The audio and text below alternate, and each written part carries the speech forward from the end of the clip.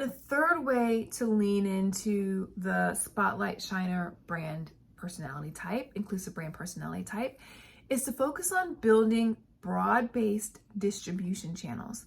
Now, just because you serve a niche group of customers doesn't mean that you have to have exclusive distribution channels. Quite the opposite. One of the challenges with people who have unique needs are the lengths they need to go to source the products, services, and experiences that cater to them. Making it easy and convenient for your customers to access what you have to offer will help them feel more quote unquote normal and will make life a bit easier for them. Welcome to Inclusion in Marketing, a show that's all about helping you develop the skills and insights you need to win the attention, adoration, and loyalty of more consumers, especially those with differences that are often ignored by brands.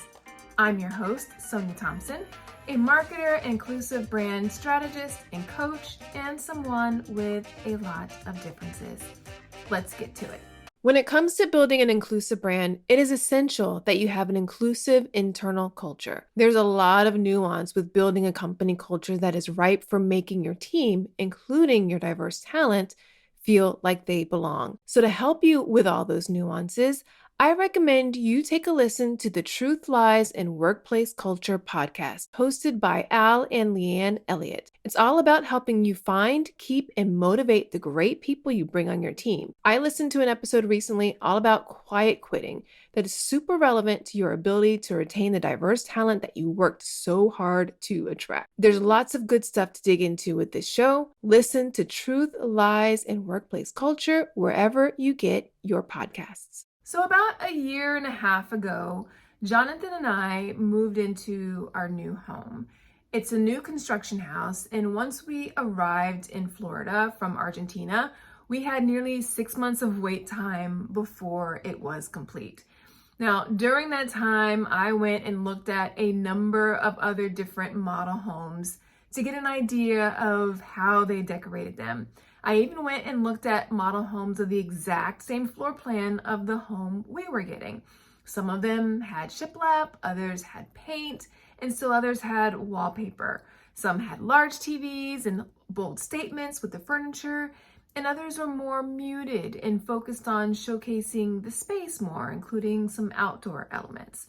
And still others, the way they were showcased, focus on the neighborhood and the community and all the amenities that came with it. What was clear was that there wasn't just one way to decorate or present a house, just like there's no one way to build an inclusive brand. Just as we are all unique as individuals and have our own approach and philosophy to tackling particular issues and how we should show up in the world, the same exists for the brands that we are building. You can have a strong desire to build an inclusive brand, but you have to do so in a manner that makes sense for you, your brand, and your resources. Otherwise, it won't be sustainable. So as I've been working and analyzing more brands in this space, I've identified that there are 4 categories of inclusive brands, and most brands fall into one of them. Which type of inclusive brand is right for you? Well, let's find out. The first inclusive brand type is the one that probably most people think of when they start thinking about or considering inclusive brand, and that is a social justice warrior. So social justice warriors let their voice be heard.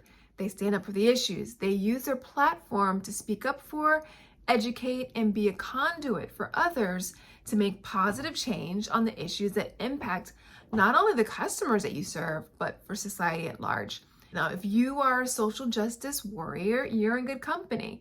Brands like Ben & Jerry's and Patagonia are known for the very public stances they proactively take on social justice issues. So if you are a social justice warrior, here's how you as a brand should lean into this personality. I'm gonna give you 3 ways.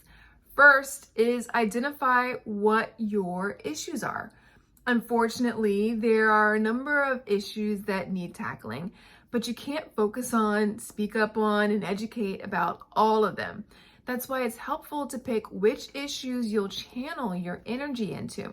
For instance, Ben & Jerry's has declared 7 movements that they support, including criminal justice reform, LGBTQ plus rights, climate justice, and racial justice. Patagonia took the approach of focusing only on environmental issues, which enables them to go deep on a variety of platforms under that umbrella. A second way to lean into this personality, if you are a social justice warrior, is to choose how you will make an impact. Brand advocacy can take on many forms, and sometimes that means educating on important issues. So for instance, in 2020, Barbie used their platform to talk about systemic racism. And other times it can be in partnering with nonprofit organizations to fund, volunteer, and or bring awareness to their important work. Brand advocacy can sometimes look like implementing programs to make progress on important issues and helping others to do the same. Unbounce, a landing page software company, did it by launching the Pay Up for Progress campaign to help other companies close the gender pay gap. Now, if you need any more thoughts on why brand advocacy is important and why smart brands are leading into it, go back and check out episode number 20, why more brands are leaning into brand advocacy. And a third way to lean into the social justice warrior brand personality, inclusive brand personality, is to incorporate your advocacy into your marketing strategy. Now, your customers want to know that the companies that they're spending their money with share their values. Data from Sprout Social showed that 70% of consumers say that it's important for brands to take a stand on social and political issues. So don't think of your advocacy and social justice work as separate parts of the work you do in your business if this is your personality. Build a plan that allows you to incorporate your advocacy efforts seamlessly into your marketing. That could mean incorporating your social justice and advocacy work into your business model. Shoemaker Tom's does this by donating a third of their profits to grassroots efforts. You could also do it with your products and campaigns. Ben & Jerry's did a campaign in Australia where they banned consumers from being able to get 2 of the same flavors of ice cream in their orders to protest a ban of same-sex marriages. And Potato Head decided to let consumers decide what the modern family looked like by launching the Create Your Potato Family box set, which enabled kids to decide for themselves what family looked like to them. All right, moving along to the second form of inclusive brand type or brand personality. I like to call this one the Oprah car giver.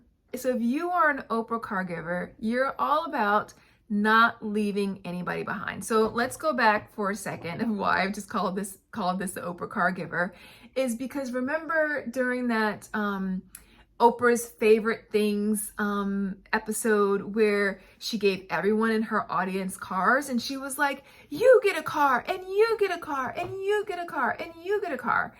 That's really the essence of this inclusive brand personality type. You're not about leaving anybody behind.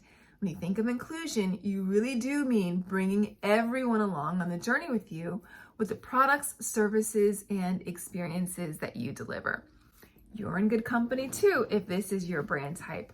Rihanna's ultra-inclusive brands, Fenty Beauty and Savage x Fenty lingerie lines, are shaking up entire industries by demonstrating that it really is possible to include all customers who have the problem that your brand solves. So if you identify with this particular inclusive brand personality, here's how to lean into it. First up, make your quest to serve all prominent in your mission, vision, and or values. So when inclusion is given significant prominence in the reason your brand exists or as a core of how you operate, it makes it easier for you to incorporate inclusion into every part of what you do in a manner that will help you build a culture that is fanatical about leaving no one behind. Nike, for instance, talks about serving all athletes in their mission statement, being clear to point out that their inclusive definition of an athlete is to bring inspiration and innovation to every athlete in the world. And they say, if you have a body, you are an athlete. Inclusive brand David's Bridal does it by noting on their website their commitment to representation. They say, "Love wins when love is for everyone. Our goal is to build a workforce that is representative of the customers we serve and where all forms of diversity are celebrated and seen as valuable." The result of David's Bridal's approach is that 1 in 3 brides in the US gets a dress from them. A second way to lean into the Oprah caregiver brand personality is by making inclusion a core part of your marketing messaging. So there is no question for anyone who interacts with your brand that inclusion is a core part of who you are. So whether you use the word inclusion or not, the customers who have the problem your brand solves should know right away that you see them and are intent on serving them. Lingerie brand Third Love elevates the message of inclusion throughout their marketing. Their Twitter bio even says, "Bras and underwear for everybody." And a third way to lean into this personality is to be relentless about developing products, services, and experiences that include a broader range of customers. So when you proactively look for opportunities to include and serve more people, you'll find them. And as you work to serve and include more people and make them feel like they belong with you, they will find you too. Serial entrepreneur Gary Vaynerchuk continues to find ways to reach people with his message all around the world. He now has Instagram accounts in multiple languages, including Spanish, Portuguese, French, Polish, and Chinese. We will get to the third inclusive brand type right after this quick break. I've been guilty of overcomplicating things and doing the unnecessary in my business more than a few times over the years. No bueno. But as I've grown and have started leaning more heavily into my values, including the one that's all about that tranquilo life, there's no room for overcomplicated and unnecessary. So as I evaluate how to streamline the way I work, it's important that the tools and solutions I use are both simple and streamlined as they work to help me reach my goals. HubSpot integrates sales, marketing, and customer experience all in one place, which makes for an uncomplicated and unfussy experience. Want to know something else cool about HubSpot that aligns perfectly with my Tranquilo values? With HubSpot, you can try before you buy. No commitment, no hidden fees. Not even a credit card is needed to sign up. Talk about uncomplicated and a peaceful experience. Yeah. Learn how HubSpot can help your business grow better at HubSpot.com. All right, the third inclusive brand type is what I like to call the spotlight shiner.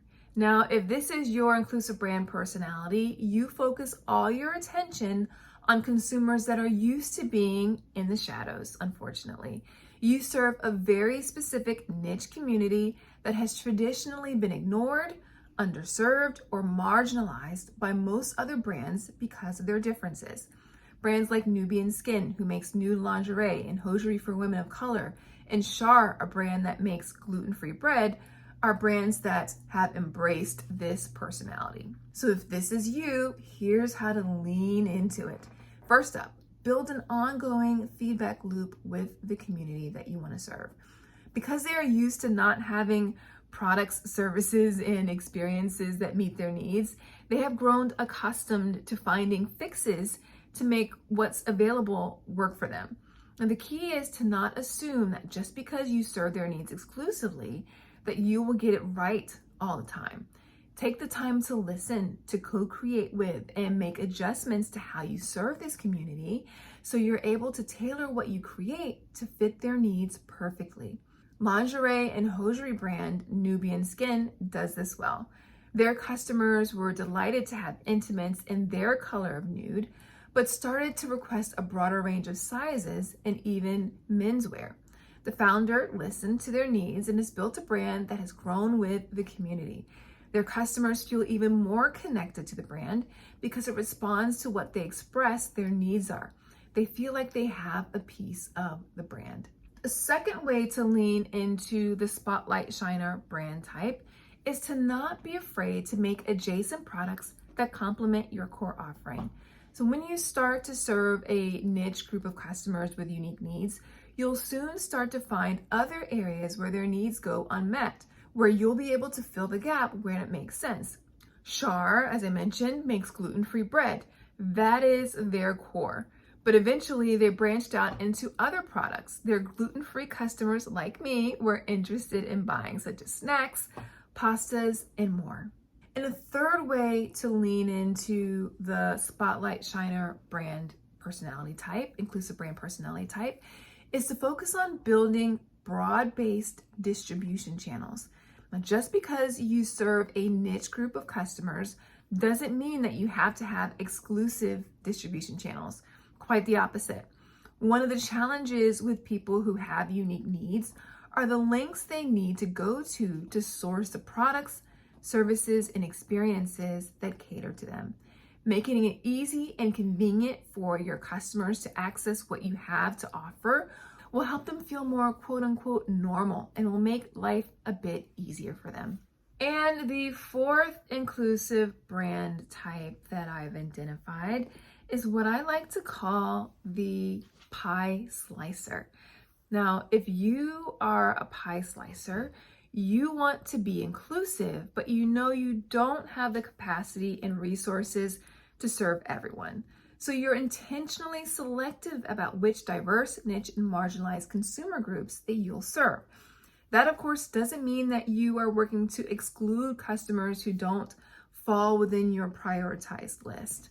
However, it does mean that you focus your attention on solving the needs of your chosen customer group like none other. Brands like Sprinkles Bakery serves gluten-free, vegan, and sugar-free consumers, in addition to those without any dietary restrictions. And Kevin Curry of Fitman Cook has chosen to serve Spanish-speaking consumers in addition to his English-speaking audience. So how should you lean into this personality? If you are a pie slicer, first off, you should choose which customers you will serve. Actually, this really applies to everyone. Choose which customers you will serve. Be intentional. Make a list of all the different types of customers who have the problem your business solves. Then decide which customers your brand will serve and which ones you won't, at least at this time. If there are customers you want to serve but don't have the capacity to do so at the moment, put them on a for later list so you know what you are working towards. Second, determine how you will serve those customers.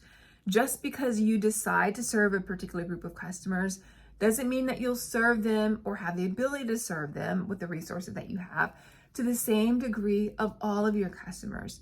If you can do that, fantastic, do so. But if your resources are limited, then you'll have to make some choices. For instance, at Sprinkles Bakery, which I love, there are only 2 flavors of gluten-free cupcakes, but one of the flavors is red velvet, so for me, nothing else is even necessary. Sprinkles Bakery's gluten-free red velvet cupcake is absolutely delicious. It tastes like the real thing.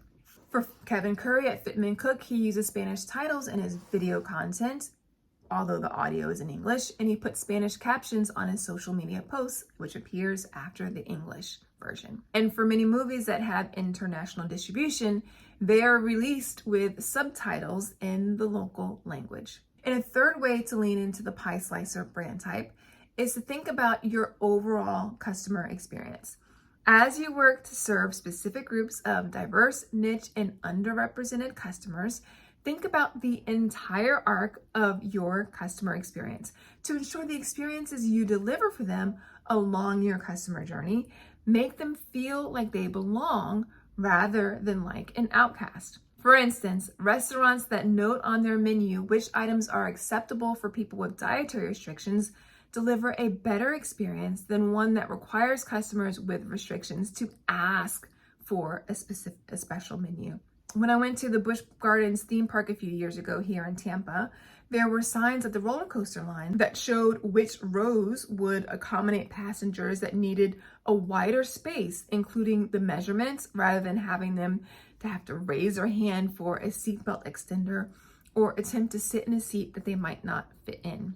You can build an inclusive brand your way. And you can build one that makes sense for where you are now and that leaves room for you to grow into it. Start by choosing your inclusive brand personality and then build and implement a plan that helps you lean into it.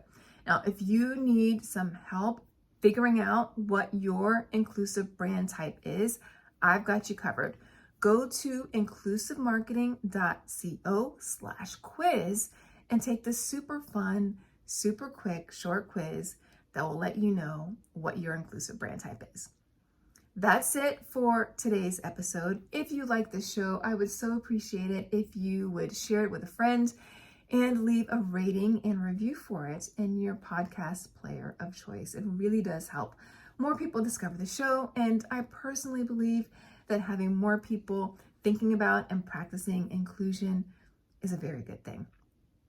And also, I would love to connect with you further. So if we are not already connected on LinkedIn or on Instagram, let's change that. Send me a connection request. Follow me, and let's keep this conversation going about inclusion and marketing and get to know each other a little bit better. Until next time, remember, everyone deserves to have a place where they belong.